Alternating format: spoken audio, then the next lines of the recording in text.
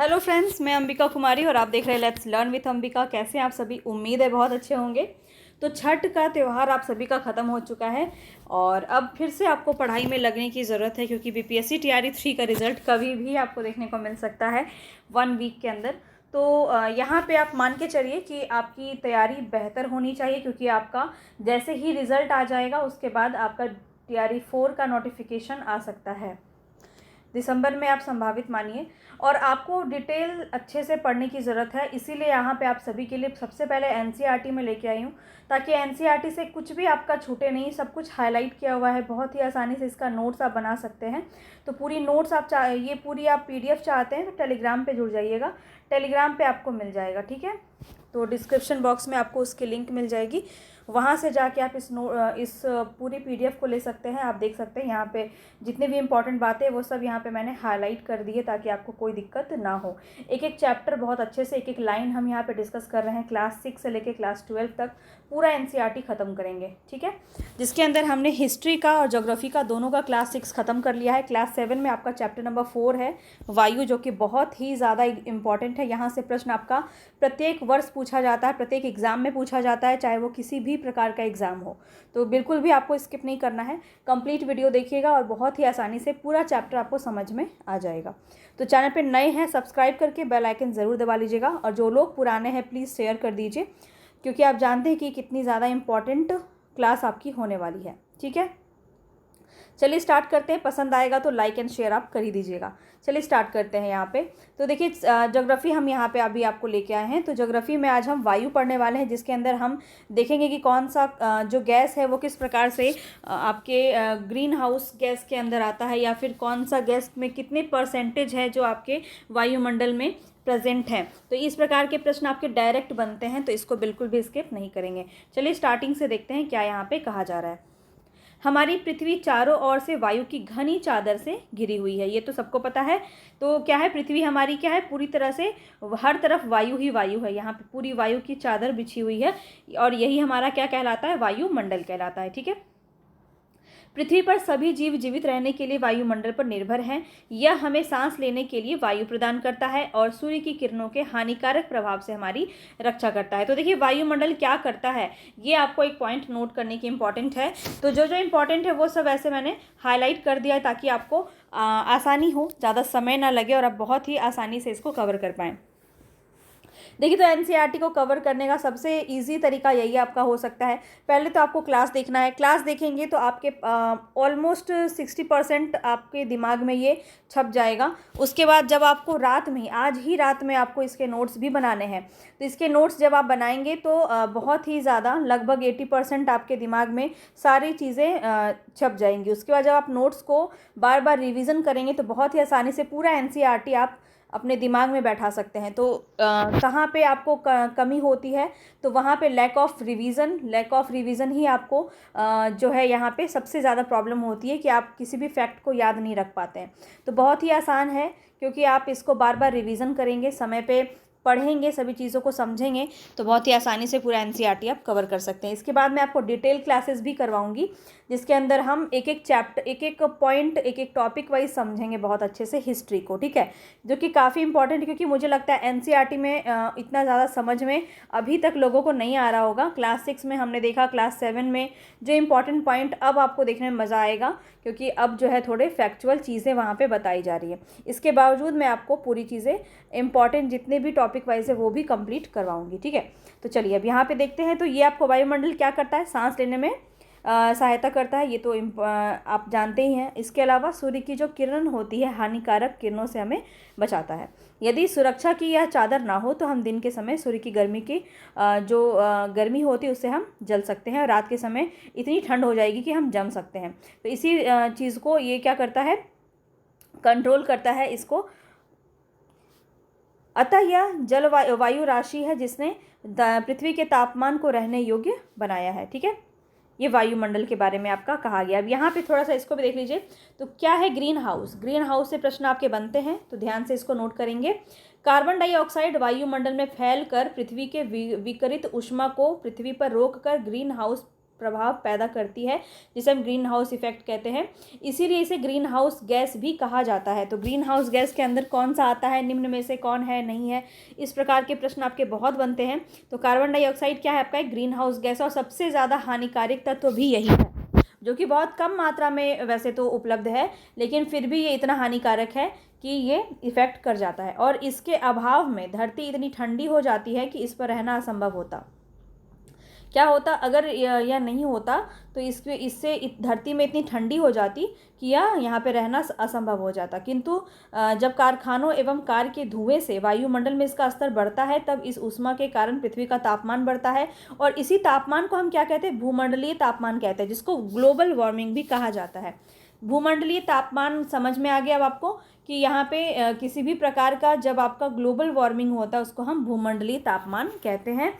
जो आपके कारखाना एवं कार के धुएं से वायुमंडल में इसका स्तर जब बढ़ जाता है, उसकी ऊष्मा के वजह से इस ग्लोबल वार्मिंग होती है। तापमान में इस वृद्धि के कारण पृथ्वी के सबसे ठंडे प्रदेश में जमी हुई बर्फ पिघलती है, जिसके परिणाम स्वरूप समुद्र के जल स्तर में वृद्धि होती है। अब देखिए, पृथ्वी जो ग्लेशियर है आपकी वो पिघलती जाएगी, तो क्या होगा, जो जल स्तर है उसमें वृद्धि हो जाएगी समुद्र में, और जिस तटीय क्षेत्र में क्या हो जाएगा, बाढ़ आ जाएगा। जो भारत का ये आपका पूरा तटीय क्षेत्र है, इसमें क्या हो जाएगा, बाढ़ आ जाएगा। ये पूरी पृथ्वी के लिए, ना कि केवल इंडिया के लिए, ठीक है। तो तटीय क्षेत्र में बाढ़ आ जाएगा। दीर्घ अवधि में इसके कारण जलवायु में अत्यधिक परिवर्तन हो सकता है। इसके फलस्वरूप कुछ पौधे और पशु लुप्त हो सकते हैं। तो यहाँ पे किस प्रकार से ग्लोबल वार्मिंग जिम्मेदार हो सकती है पर्यावरण को बिगाड़ने में, वो भी आपको दिया गया है। अब देखिए, क्या संगठन है वायुमंडल का, इसको समझते हैं। यहाँ से भी प्रश्न आपके बहुत ज़्यादा पूछे जाते हैं, नाइट्रोजन के पूछे जाते हैं बहुत ज़्यादा। इसके अलावा देखिए, ऑक्सीजन के क्वेश्चन काफ़ी बने हैं, बीपीएससी ने भी 2-3 बार पूछ चुका है ये क्वेश्चन। तो इसको समझते हैं। जिस वायु का उपयोग हम सांस लेने के लिए करते हैं, वास्तव में अनेक गैसों का मिश्रण होता है। तो नाइट्रोजन तथा ऑक्सीजन ऐसी 2 गैसें हैं जिसमें वायुमंडल का एक बहुत बड़ा भाग है। उसके बाद क्या क्या है, तो कार्बन डाइऑक्साइड है, हीलियम, ओजोन, ऑर्गन और हाइड्रोजन कम मात्रा में पाई जाती है। इसके बाद और क्या पाया जाता है वायुमंडल में, तो इन गैसों के अलावा धूल के छोटे छोटे कण भी हवा में मौजूद होते हैं। तो प्रश्न आपके एग्जाम में पूछा जाता है, जिसके अंदर कार्बन डाइऑक्साइड, ऑक्सीजन ये सब तो रहेगा, साथ ही साथ धूल कण भी रहता है, जो कि आपको टिक करना है। वहाँ पे बहुत सारे लोग गलत कर देते हैं, तो ये आपको पॉइंट नोट करना है कि वायुमंडल के अंदर आपका धूल कण भी होता है, ठीक है, इंपॉर्टेंट है। अब ये जितने भी परसेंटेज यहाँ पे दिए गए हैं, इसको ज़रूर आप नोट करेंगे, क्योंकि यहाँ से क्वेश्चन आपके बन जाते हैं। कार्बन डाइऑक्साइड कितना है, 0.03%, जब इतने में ही ये तहलका मचा रहा है। ऑर्गन कितना है, 0.93%। अन्य जितने भी और गैसें हैं वो आपके 0.04% है। सबसे ज़्यादा कितना है, कौन है, नाइट्रोजन है 78% और ऑक्सीजन है 21%। और ये दोनों क्वेश्चन आपके एग्जाम में काफ़ी ज़्यादा पूछे जाते हैं, तो इसको आपको नोट करना है, ठीक है। अब ये आपकी जो ज्योग्राफी है बहुत ही मज़ेदार है पढ़ने में, और इसका पूरा नोट्स आप नहीं अगर बना पा रहे हैं, तो पूरा नोट्स मैंने टीजीटी पीजीटी के लेवल तक का, टीजीटी पीजीटी के लेवल का पूरा ज्योग्राफी का नोट्स मैंने बनाया हुआ है। तो ये नोट्स आप जो है 9799228750, ये मैं कमेंट बॉक्स में भी लिंक कर दूंगी इस नंबर को, यहाँ से आप मैसेज करके ये नोट्स आप ले सकते हैं, ठीक है। बहुत ही ज़्यादा यूज़फुल है, इसको आप ज़रूर लीजिए और ट्राई कीजिए, और इसको पूरा नोट्स अच्छे से रिवीजन कीजिए, बहुत इंपॉर्टेंट रहेगा आपके लिए। चलिए आगे बढ़ते हैं। वायुमंडल का संगठन हमने देख लिया किस प्रकार से है, और कौन कौन सा चीज़ इसमें मौजूद होता है, ठीक है। अब आगे देखिए, नाइट्रोजन क्या है, सबसे ज़्यादा है, वायु में सर्वाधिक पाई जाती है, 78% है। जब हम सांस लेते हैं तब क्या होता है, फेफड़ों में कुछ नाइट्रोजन भी चला जाता है और फिर हम उसे बाहर निकाल देते हैं, और परंतु पौधों को अपने जीवन के लिए नाइट्रोजन की आवश्यकता होती है। तो ये क्वेश्चन आपके एग्जाम में फिर से पूछा गया, मैं आपको बताती भी चल रही हूँ कि कौन सा आपके एग्जाम में प्रश्न बना है। तो देखिए, नाइट्रोजन की आवश्यकता किसे होती है, मनुष्य, पेड़ पौधे, इस प्रकार से आपका बना हुआ है। तो पेड़ पौधों को बहुत ज़्यादा जो है ज़रूरत होती है, और लेकिन ये जो है सीधे वायु से नाइट्रोजन नहीं ले सकते हैं। सेम क्वेश्चन आपका बना है इस यहाँ से भी, नाइट्रोजन जो है वो वायु से नहीं ले सकते हैं, जब कहाँ से ले सकते हैं, मृदा तथा कुछ पौधों की जड़ों में। तो ये भी पॉइंट आपको नोट करना है, क्योंकि यहाँ पे आपका ऑप्शन भी इसी तरह से दिया गया था, मृदा या पेड़ों की जड़ों में, या फिर गैस से या वायु से, इस प्रकार से आपका दिया गया था। तो आपको समझना होगा कि किस प्रकार से यहाँ पे पौधे जो हैं वो नाइट्रोजन लेते हैं। मृदा से और पौधों की जड़ों में रहने वाले जीवाणु वायु से नाइट्रोजन लेकर इसका स्वरूप बदल देते हैं, जिसका उपयोग पौधे करते हैं। ठीक है, तो पौधों की जड़ों में जो बैक्टीरिया होते हैं वो नाइट्रोजन वहाँ से मिलता है उनको। ऑक्सीजन वायु में प्रचुरता से मिलने वाली दूसरी गैस है। ठीक है, ऑक्सीजन कितने नंबर पे आता है? दूसरे नंबर पे आता है। 21% जो है ये कंज्यूम करता है। मनुष्य तथा पशु सांस लेने में वायु में ऑक्सीजन प्राप्त करते हैं। हरे पादप प्रकाश संश्लेषण द्वारा ऑक्सीजन उत्पन्न करते हैं। ठीक है, इस प्रकार से वायु में ऑक्सीजन की मात्रा समान बनी रहती है। यदि हम वृक्ष काटते हैं तो यह संतुलन बिगड़ जाएगा, इसलिए हमें ज़्यादा से ज़्यादा पेड़ लगाने चाहिए ताकि वो ज़्यादा से ज़्यादा ऑक्सीजन रिलीज़ कर सके और हम उसका उपयोग कर सकें, क्योंकि अगर पेड़ पौधे नहीं होंगे तो ऑक्सीजन की कमी हो जाएगी। ठीक है, यहाँ तक तो क्लियर है। आगे देखिए, कार्बन डाइऑक्साइड अन्य महत्वपूर्ण गैस हैं। हरे पादप अपने भोजन के रूप में कार्बन डाइऑक्साइड का प्रयोग करते हैं और ऑक्सीजन वापस देते हैं। मनुष्य और पशु कार्बन डाइऑक्साइड बाहर निकालते हैं। ये दोनों बातें तो आपने इनहेल और एक्सहेल में पढ़ाई होगा, बचपन से पढ़ते आ रहे होंगे। मनुष्य तथा पशुओं द्वारा बाहर छोड़ी जाने वाली कार्बन डाइऑक्साइड की मात्रा पादपों द्वारा प्रयोग की जाने वाली गैस के बराबर होती है। मतलब जितना मनुष्य और पशु जितना गैस छोड़ते हैं, कार्बन डाइऑक्साइड जितना भी एक्सहेल करते हैं, उतना ही मात्रा में पौधों को चाहिए होता है। ठीक है, तो ये संतुलन इसी प्रकार से बना होता है। परंतु यह संतुलन किससे बिगड़ता है? तो देखिए, कोयला तथा खनिज तेल आदि ईंधनों के जलाने से गड़बड़ा जाता है। ये वायुमंडल में प्रतिवर्ष करोड़ों टन कार्बन डाइऑक्साइड की बढ़ोतरी कर रहे हैं। मतलब मनुष्य जितना एक्सहेल करता है, जितना सांस छोड़ता है, और उससे जो कार्बन डाइऑक्साइड होता है उसमें पौधों के लिए इतना इनफ होता है। लेकिन यहाँ पे क्या होता है, बहुत ज़्यादा जो कोयले और खनिज की के जलाने से क्या बनता है, कार्बन डाइऑक्साइड बहुत ज़्यादा बनने लगा है, करोड़ों टन बनने लगे हैं प्रतिवर्ष।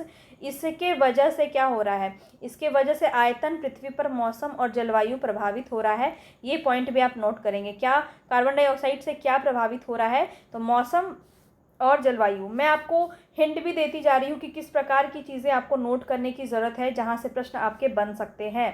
तो बस आपको ध्यान से, इसीलिए आपको वीडियो देखने की ज़रूरत है, क्योंकि नोट्स में आपको या फिर जो है जो आपको ये PDF मिलेगा उसमें ये नहीं समझ में आएगा कि कहाँ से किस प्रकार से क्वेश्चन बन सकता है और क्या हमको नोट करने की ज़रूरत है। क्योंकि जब आप वीडियो को कंप्लीट देखेंगे तो आपको एक हिंट मिल जाएगा, आपको याद रहेगा कि हाँ ये चीज़ मुझे नोट करनी है। ठीक है, तो जिस प्रकार से बताती हूँ उस प्रकार से अगर आप करते हैं तो निश्चित रूप से आपका सिलेक्शन हो जाएगा। क्योंकि अगर आप सही तरीके से काम करेंगे तो ऐसा कोई नहीं है जो आपको रोक सकता है, अगर आप मेहनत करते हैं तो। अब आप देखिए, वायुमंडल की संरचना से प्रश्न कितना ज़्यादा पूछा जाता है। कितने होते हैं? तो 5 होते हैं, ये भी आपको याद रखना है। तो सबसे पहले याद रखिए कि 5 परतों में ये विभाजित है। और क्षोभ मंडल सबसे निचला परत है, समताप मंडल उसके बाद मध्य मंडल, बाह्य मंडल और बहिर्मंडल। ये 5 आपको याद रखने, इस प्रकार से आप देख सकते हैं यहाँ पे। ठीक है, ये देखिए यहाँ पे क्षोभ मंडल है, क्षोभ सीमा है। यहाँ पे आप देखिए माउंट एवरेस्ट, ये आपको सब दिख रहा है यहाँ पे, और ये क्षोभ मंडल के अंदर ही आता है। और उसके बाद समताप मंडल है, यहाँ तक पूरा आपका समताप मंडल है। ठीक है, और जहाँ पे आपका हवाई जहाज चलाने के लिए सबसे उपयुक्त जगह है, ओजोन परत भी यहीं पे आपका मौजूद है। इसके बाद आप देखें तो मध्य मंडल आता है। देखिए पिक्चर से थोड़ा बहुत समझ में आता है। पिक्चर जो है यहाँ पे आप देख सकते हैं, ये मध्य सीमा है, यहाँ से लेके यहाँ तक आपका मध्य मंडल, जहाँ पे उल्का पिंड जल के नष्ट हो जाते हैं। कितनी बार ये क्वेश्चन आपका बना है। ठीक है, ये हो गया। इसके बाद आपका बाह्य मंडल होता है। बाह्य मंडल यहाँ पे आपका रेडियो संचार वगैरह होता है। फिर बहिर्मंडल आ जाएगा आपका, जहाँ पे बहुत ही हल्की गैस पाई जाती है। इस प्रकार से ये पूरा अभी हम इसको देखेंगे, जहाँ पे जो इंपॉर्टेंट पॉइंट है इसको नोट करते चलिएगा। क्षोभ मंडल में क्या है, तो यह परत वायुमंडल की सबसे महत्वपूर्ण परत है। इसकी औसत ऊंचाई कितनी है? 13 किलोमीटर। नोट कर लीजिए। हम इसी मंडल में मौजूद वायु में सांस लेते हैं। अगर आपसे क्वेश्चन पूछ लिया जाए कि आप किस परत में, आपके वायुमंडल में आप किस परत में जो है आप सांस लेते हैं, तो ऑब्वियस है क्षोभ मंडल ही होगा, सबसे नीचे वही होता है। और लगभग मौसम की सभी घटनाएं इसी में होती है। वर्षा आपका किस मंडल में होता है, ये बहुत इंपॉर्टेंट क्वेश्चन है। कोहरा या ओलावर्षण, या जो बर्फ़ जो गिरती है या कोहरा छा जाता है, कोई भी मौसम संबंधी जितनी भी घटनाएं आपकी होती हैं वो सब आपके क्षोभ मंडल में ही होती है। क्लियर है इतनी बातें? तो ये आपको बस इतना ही याद रखना है। और 13 किलोमीटर इसकी औसत ऊंचाई है, बस इतना ही याद रखना, ज़्यादा कुछ इंपॉर्टेंट नहीं है। आगे देखिए समताप मंडल। समताप मंडल क्या है, तो क्षोभ मंडल के ठीक ऊपर होता है और ये लगभग 50 किलोमीटर की ऊंचाई तक फैला हुआ है और यह परत बादलों और मौसम संबंधी घटनाओं के लगभग मुक्त होता है। मतलब यहाँ पे बारिश, बादल, मौसम, ये सब चीज़ें नहीं होती, यहाँ पे मौसम बहुत साफ होता है, ठीक है, इस घटनाओं के लिए। और यहाँ पे इसीलिए जो हवाई जहाज़ जो चलता है ना, वो समताप मंडल में चलाया जाता है ताकि बारिश से बचा जा सके या फिर किसी प्रकार के मौसम के चपेट में कम आए हमारा हवाई जहाज़, इसलिए, ठीक है। तो ये हवाई जहाज़ उड़ाने के लिए आदर्श स्थिति मानी जाती है समताप मंडल। एक बहुत ही महत्वपूर्ण विशेषता इसकी ये भी है कि यहाँ पे ओजोन गैस की परत पाई जाती है और ये आपका अच्छा वाला है, बैड नहीं है, ये अच्छा वाला है। तो इसमें ओजोन गैस की परत होती है, यह परत सूर्य से आने वाली हानिकारक गैसों से हमारी रक्षा करता है। तो ये भी आपको ध्यान रखना है कि कौन सी वो परत है जहाँ पे सूर्य की हानिकारक गैसों से रक्षा होती है, ओजोन करता है, तो ये समताप मंडल में, ठीक है, क्लियर है। आगे देखिए मध्य मंडल, यह तीसरा मंडल है और यह समताप मंडल के ठीक ऊपर होता है। यहाँ भी लगभग 80 किलोमीटर की ऊंचाई तक ये फैला हुआ है। अंतरिक्ष में प्रवेश करने वाले जितने भी उल्का पिंड है, बताया अभी, उल्का पिंड है, वह यहाँ पर इस परत में आने ही जल जाते हैं, क्योंकि यहाँ पे क्या है, मध्य मंडल में जाके ये सारी चीज़ें जल जाती, जितने भी उल्का पिंड होते हैं वो जल जाते। वायुमंडल में क्या है, तो वायुमंडल, वायुमंडल में बढ़ती ऊंचाई के साथ साथ तापमान अधिक तीव्रता से बढ़ता है। क्या होता है, तीव्रता से बढ़ता है। आयन मंडल में इस परत का एक भाग है। आयन मंडल किसका भाग है, ये भी प्रश्न आपके एग्जाम में पूछा जाता है। तो वायुमंडल का ही एक भाग है आयन मंडल और यह 80 से 400 किलोमीटर तक फैला हुआ है। रेडियो संचार वायुमंडल में ही आपका बताया था, ठीक है। रेडियो संचार इसी परत में इसका उपयोग होता है और वास्तव में पृथ्वी से प्रसारित रेडियो तरंगे इस परत द्वारा पुनः पृथ्वी पर परावर्तित कर दी जाती है। बहिर्मंडल है सबसे लास्ट, सबसे ऊपर। तो वायुमंडल की सबसे ऊपरी परत को हम बहिर्मंडल कहते हैं और यह वायु की पतली परत होती है। हल्की गैसें जैसे हीलियम, हाइड्रोजन यहीं से अंतरिक्ष में तैरती रहती है, तो हल्की गैसें यहाँ पे पाई जाती हैं। इतनी इंपॉर्टेंट बातें थी जहाँ पे आपके प्रश्न बनते हैं। आगे देखते हैं मौसम एवं जलवायु, यहाँ से क्या बातें कही जा रही है। तो देखिए मौसम के बारे में जो भी प्रेडिक्शन होता है वो कैसे होता है। यहाँ पे देखिए क्या आज दिन साफ होगा, धूप निकलेगी। कितनी बार हम क्रिकेट प्रेमियों के मुंह से ये देख सकें, भविष्य में सोचते हैं, अनुमान लगाते हैं, कल्पना करते हैं कि हमारा शरीर एक रेडियो और मस्तिष्क उसके स्पीकर। तो इस प्रकार से यहाँ पे समझाया गया है, ठीक है। मौसम जो है वो जलवायु के प्रत्येक घंटे प्रतिदिन की स्थिति होती है। मौसम और जलवायु में बहुत डिफरेंस होता है, यहाँ से ये क्वेश्चन भी आपका एक बनता है। तो मौसम क्या है, ये प्रतिदिन या प्रति घंटे की स्थिति होती है। मतलब गर्मी है और मौसम क्या होता है, बदलता रहता है दिन प्रति। मान लीजिए बारिश हो रहा है तो बारिश का मौसम है ना। इसके बाद धूप निकल गया तो मौसम क्या हो गया, ठंडा मौसम हो गया, या फिर गर्मी का मौसम है। तो मौसम क्या होता है, बदलता रहता है। आर्द्र एवं गर्म मौसम किसी को भी चिड़चिड़ा बना सकता है। अच्छा और हवादार मौसम आनंद देता है, जहाँ पे हम घूमने जाने की योजनाएं बनाते हैं। तो ये सभी चीज़ें आपका इसी के अंदर आता है। दीर्घकाल में किसी स्थान का औसत मौसम ही क्या होता है, जलवायु होता है। तो ये दो चीज़ आपको क्लियर रखनी है। मौसम जो है वो आपके डेली बेसिस पे होता है, बदलता रहता है। लेकिन जब दीर्घकाल तक, बहुत दिनों तक, बहुत सालों साल तक जिस प्रकार के मौसम होते हैं उसी को जलवायु कहा जाता है, कि किस प्रकार की जलवायु है कहाँ पे, ठीक है। तो इसको और अच्छे से समझेंगे अभी। तो ये आप देखिए सूर्य की ऊर्जा, यहाँ पे क्या बोला जा रहा है कि पृथ्वी सूर्य की ऊर्जा का कितना है, तो 2 अरबवा भाग प्राप्त करती है पृथ्वी। तो ये भी पॉइंट आप नोट कर लीजिएगा। देखिए तापमान पे आगे बढ़ते हैं। तो प्रतिदिन जिस तापमान का अनुभव करते हैं वह वायुमंडल का तापमान होता है। वायु में मौजूद ताप और शीतलता के परिणाम को ही हम तापमान कहते हैं। वायुमंडल का तापमान केवल दिन और रात में ही नहीं बदलता बल्कि ऋतुओं के अनुसार भी बदलता रहता है। शीत ऋतु की अपेक्षा ग्रीष्म ऋतु में ज़्यादा गर्म होती है, तापमान ज़्यादा गर्म होता है। ये सब कुछ माप यंत्र यहाँ पे दिए गए हैं। तापमापी यंत्र, वायुदाब मापी, वर्षा मापी और वाग दिग्वागी पवन की दिशा मापने वाला यंत्र। इस प्रकार के कुछ यंत्र भी एग्जाम में आपके बनते हैं। अब आप आतपन क्या है, तो आतपन एक महत्वपूर्ण कारक है जो तापमान को वितरण को प्रभावित करता है। सूर्य से आने वाली ऊर्जा जिसे पृथ्वी रोक लेती है उसे हम आतपन कहते हैं। आतपन की मात्रा भूमध्य रेखा से ध्रुवों की ओर घटती जाती है। ये बहुत ही इंपॉर्टेंट पॉइंट है। भूमध्य रेखा से ध्रुवों की ओर क्या होती है, घटती जाती है, इसलिए तापमान उसी प्रकार घटता जाता है। आगे देखिए, नेक्स्ट यहाँ पे कहा जा रहा है कि ध्रुव बर्फ से क्यों ढके हुए हैं। यदि पृथ्वी का तापमान अत्यधिक बढ़ जाता है तो यह इतनी गर्मी हो जाएगी कि यहाँ कुछ फसलें नहीं उगेंगी। गांव की अपेक्षा नगरों का तापमान बहुत अधिक होता है। क्यों होता है? गांव में देखिएगा आपकी ज़्यादा ठंड रहता है और गर्मी में नगरों में यानी कि जो सिटी होता है आपका, वहाँ पे थोड़ी गर्मी ज़्यादा होती है, क्योंकि वहाँ पे जनसंख्या ज़्यादा होती है। इसके बाद और क्या क्या रीज़न है, तो वहाँ पे जो घर बनाए जाते हैं वहाँ पे वो उससे टकरा जाती है ऊष्मा। यहाँ पे आपका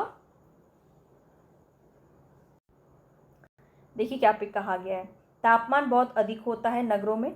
दिन के समय में एसाफेल्ट से बनी सड़कें, धातु, कंक्रीट से बने भवन क्या होते हैं, गर्म हो जाते हैं। रात के समय में यह ऊष्मा मुक्त हो जाती है।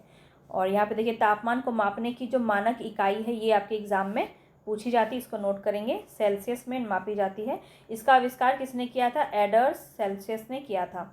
इसके पैमाने पर जल 0 डिग्री सेल्सियस पे जम जाता है। कितने डिग्री पे, ये आपको नोट करना है। यहाँ से 3 क्वेश्चन आपके बन सकते हैं। 0 डिग्री सेल्सियस पे क्या होता है, पानी आपका जम जाता है, और 100 डिग्री सेल्सियस पे पानी आपका उबलता है। ठीक है, तो ये आपको नोट करना है। हाँ, यही बात मैं कह रही थी। नगर के भीड़ वाले ऊंचे भवन क्या करते हैं, गर्म वायु को रोक लेते हैं, जिससे नगरों का तापमान बढ़ जाता है। अब देखिए वायु दाब क्या है। यह जानकर आपको आश्चर्य होगा कि हमारे शरीर पर उच्च दाब के साथ बल लगाती है। ये बहुत इंपॉर्टेंट पॉइंट है जिसको आप नोट कर सकते हैं कि वायु हमारे शरीर पर क्या करती है, उच्च दाब के साथ बल लगाती है, किंतु हम क्या करते हैं, इसका अनुभव नहीं कर पाते, क्योंकि वायु का दाब हमारे ऊपर सभी दिशाओं से लगता है और हमारा शरीर विपरीत बल लगाता है। इसी वजह से जो है हम इसको महसूस नहीं कर पाते हैं।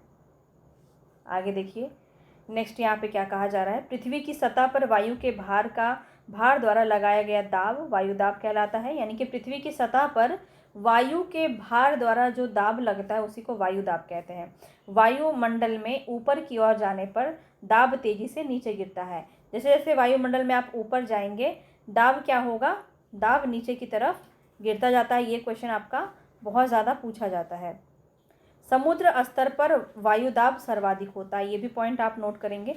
और ऊंचाई पर जाने पर यह घटता जाता है। वायु दाब का क्षैतिज वितरण किसी स्थान पर उपस्थित वायु के ताप द्वारा प्रभावित होता है। अधिक तापमान वाले क्षेत्रों में वायु गर्म होकर ऊपर उठती है। यह निम्न दाब क्षेत्र बनाता है। निम्न दाब बादल युक्त आकाश एवं नम मौसम के साथ जुड़ा होता है। कम तापमान वाले क्षेत्रों की वायु ठंडी होती है। इसके फलस्वरूप यह भारी होती है। भारी वायु नियमित होकर उच्च दाब क्षेत्र बनाती है। उच्च दाब के कारण स्पष्ट एवं स्वच्छ आकाश होता है। तो ये आपका सीधा सीधा यहाँ से जो है बन जाता है क्वेश्चन, इसीलिए इसको आप नोट कर लेंगे। वायु सदैव उच्च दाब से निम्न दाब की ओर गमन करती है। बहुत इंपॉर्टेंट पॉइंट है, इसको भी आप नोट करेंगे। वायु क्या करती है, हमेशा उच्च दाब से निम्न दाब की ओर गमन करती है। ठीक है, चलिए पवन की तरफ बढ़ते हैं। पवन में क्या इंपॉर्टेंट कहा जा रहा है, देखिए पछुआ पवन आपका किसका एग्जाम्पल है, एक प्रकार से स्थानीय पवन का एक एग्जाम्पल है। पवन को अब हम देखते हैं और किस प्रकार से पवन आपके 3 प्रकार से पाए जाते हैं, इसको देखते हैं। उच्च दाब क्षेत्र से निम्न दाब की ओर वायु की गति को ही पवन कहते हैं। अभी हमने ऊपर पढ़ा, तो वायु को पवन को काम करते हुए देख सकते हैं। जब यह सड़क पर गिरी पत्तियों को उड़ाती है या तूफान में पेड़ों को उखाड़ देती है, सब आप पवन के कार्य को आप देख सकते हैं, उसको महसूस कर सकते हैं। जब पवन तेज कारण आपके लिए समस्या भी उत्पन्न कर सकता है। पवन को मुख्यतः 3 प्रकार से विभाजित किया जाता है, स्थायी पवने, मौसमी पवने और स्थानीय पवने। ये तीनों बहुत इंपॉर्टेंट है, बनता है आपका एग्जाम में क्वेश्चन। तो व्यापारिक पश्चिमी एवं पूर्वी पवने ही स्थायी पवने कहलाती हैं। तो क्वेश्चन आपका सीधा सीधा यहीं से बन जाएगा। व्यापारिक पवने इसे हम और क्या कहते हैं, तो इसे ही हम पूर्वी पवने भी कहते हैं, इसे ही हम स्थायी पवन भी कहते हैं, और इसे ही हम व्यापारिक पवन भी कहते हैं। ये वर्ष भर लगातार निश्चित दिशा में चलती रहती है, ये इसकी क्वालिटी है। वर्ष भर निश्चित दिशा में ये चलती रहती है। मौसमी पवनें क्या होती है, तो मौसम ऋतु के अनुसार आती हैं। ये पवनें विभिन्न ऋतुओं में अपनी दिशा बदलती रहती है। जैसे भारत में मानसूनी पवनें होती हैं। भारत की पूछी जाती है आपकी, तो मानसूनी पवनें होती है भारत की। स्थानीय पवनें, ये पवनें किसी छोटे क्षेत्र, देखिए पिछली बार भी आपका बीपीएससी में पवन से क्वेश्चन बना है, तो इसको देखेंगे कौन कौन सा आपका और इसके अंदर आता है जो कि वर्ल्ड लेवल पे पूछा जाता है, तो इसको भी हम देखेंगे। स्थानीय पवनें में क्या हो जाएगा, तो ये पवन किसी छोटे क्षेत्र या वर्ष या दिन के किसी विशेष समय में चलती है, जैसे कि स्थल एवं समुद्री समीर। भारत में कौन सा चलता है, तो लू हम कहते हैं, जो कि शुष्क स्थानीय पवन है। गर्मी के मौसम में लू चलता है, उसको हम स्थानीय पवन के अंदर ला सकते हैं। चलिए आगे देखते हैं चक्रवात के बारे में। तो देखिए चक्रवात क्या है, तो भारत के पूर्वी समुद्री तट पर स्थित उड़ीसा में बंगाल की खाड़ी से उठने वाली चक्रवातों का खतरा हमेशा ही बना रहता है। और 17-18 अक्टूबर 1999 की बात है, तो इसको राज्य के 5 जिलों में चक्रवात आया था। 29 अक्टूबर 1999 को अन्य महाचक्रवात आया था, जिसने राज्य के एक बड़े भाग में तबाही मचाई थी। पवन का वेग, वर्षा और ज्वारीय प्रोत्कर्ष की इसमें बहुत ज़्यादा हानियाँ हुई थी। 260 किलोमीटर प्रति घंटा के वेग से ये चल रही थी और 36 घंटे से भी ज़्यादा समय तक ये चल ही रही थी कंटिन्यू। जिससे क्या होता है, तो तीव्र वेग से चलने वाली पवन से बहुत सारे कच्चे घर जो थे वो नष्ट हो जाते हैं, पेड़ों को उखाड़ दिया जाता है, अनेक प्रकार की औद्योगिक भवनें, अन्य घरों की छतें भी उड़ जाती हैं, विद्युत आपूर्ति, टेलीफोन लाइनें पूरी तरह से कट गई हैं। चक्रवात के फलस्वरूप लगातार 3 दिनों तक भारी वर्षा होती है। तो ये सभी चीज़ें आपको यहाँ पे दिखाया जा रहा है कि चक्रवात से किस प्रकार से विनाश यहाँ पे हुआ था। अब यहाँ पे देखिए 25 अक्टूबर 1999 को पूर्वी पोर्ट ब्लेयर के निकट थाईलैंड की खाड़ी में अवदाब के कारण यह चक्रवात उत्पन्न हुआ था और यह धीरे धीरे उत्तर पश्चिमी दिशा में बढ़ा। गहन होकर इसने महाचक्रवात का रूप धारण कर लिया और उड़ीसा में ये हुआ था 10:30 बजे के लगभग। ये पूरी क्षेत्र को, बालीकुड़ा के बीच के क्षेत्र को इन्होंने प्रभावित किया था और बहुत सारे लोग इससे प्रभावित हुए थे। लगभग 130 लाख लोग इसमें प्रभावित हुए थे। भुवनेश्वर, कटक और जितने भी 28 तटीय नगरों सहित उड़ीसा के पूरे तट को इसने बर्बाद कर दिया था। तो बहुत सारी लॉस यहाँ से होती है। अब हम आर्द्रता की तरफ बढ़ते हैं। क्या है आर्द्रता, देखिए चक्रवाती वर्षा, पर्वतीय वर्षा और संवहनी वर्षा, वर्षा की ये प्रकार हैं जहाँ से प्रश्न बनते हैं, तो इसको भी आपको ध्यान रखना है। चक्रवाती वर्षा, पर्वतीय वर्षा और संवहनी वर्षा। यहाँ पे देखिए आर्द्रता के बारे में। जब जल पृथ्वी एवं विभिन्न जलाशय से वाष्पित होकर होता है तो यह जलवाष्प बन जाता है और वायु में किसी भी समय जलवाष्प की मात्रा को आर्द्रता कहते हैं। तो ये तो जो आपका बहुत ही इजी सा कॉन्सेप्ट है, इसको तो सब समझ में आ रहा होगा। और जब वायु में जलवाष्प की मात्रा अत्यधिक होती है तब हम इसे आर्द्र दिन कहते हैं। जैसे जैसे वायु गर्म होती है इसकी जलवाष्प धारण करने की क्षमता बढ़ती जाती है और इसी प्रकार से धीरे धीरे और अधिक आर्द्र हो जाता है। और आर्द्र दिनों में आप देखेंगे कि कपड़े सूखने में काफ़ी समय लगता है और पसीना जो है आपके शरीर से आसानी से सूखता नहीं है, मतलब बहुत ही उमस वाला मौसम होता है जब आर्द्र दिन होता है तो। ठीक है, आगे देखिए जब जलवाष्प ऊपर उठता है तो यह ठंडा होना शुरू हो जाता है और जलवाष्प संघनित होकर ठंडा हो जाता है और ये जल की बूंदें बनाता है जो कि बारिश के रूप में नीचे आती है। और यह बूंदें इतनी भारी हो जाती हैं कि वायु में तैर नहीं सकती, तब ये वर्षा का रूप धारण करती है और नीचे आ जाती है। आकाश में उड़ते हुए जेट हवाई जहाज अपने पीछे सफ़ेद पथ चिन्ह छोड़ते जाते हैं।